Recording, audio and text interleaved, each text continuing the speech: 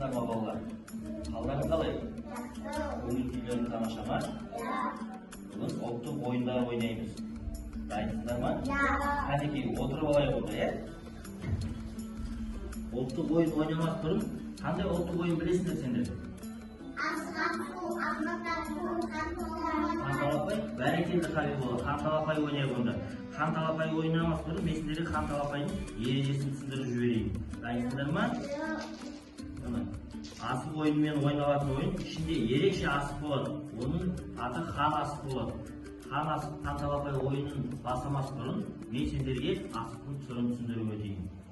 Ал қараңдар, асықтың түрі бөк жағы болады, чек жағы болады, алшы жағы болады, тайкы жағы болады, омбы жағы болады, шоңқы жағы болады. Асықтың түрін түсіндіңдер ғой?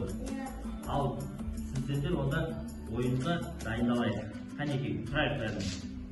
Нұрма балалар? Қанталапай деп шашап, сендер асықты жинаңдар. Қанталапай! Қанекей, жинап алды. Асықта жинап алды. Қанекей, қайсы? Айым алды. Қанталапай асығын бізде айым алды. Ойынды бастайтын айым.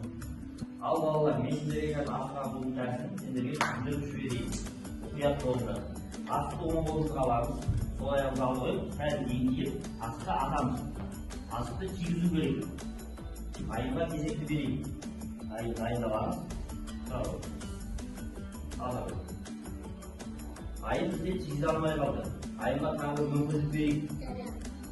Айымға мүмкіндік беру үшін сұрақ қойып. Айым сен қанша ұлттық ойындар білесің? Арқан тартып, қайсы балалар? Дұрыс айтып па, арқан тартып ұлттық ойынға жата ма? Керемет. Айым, кел ал, тағы бір мүмкіндік берейік.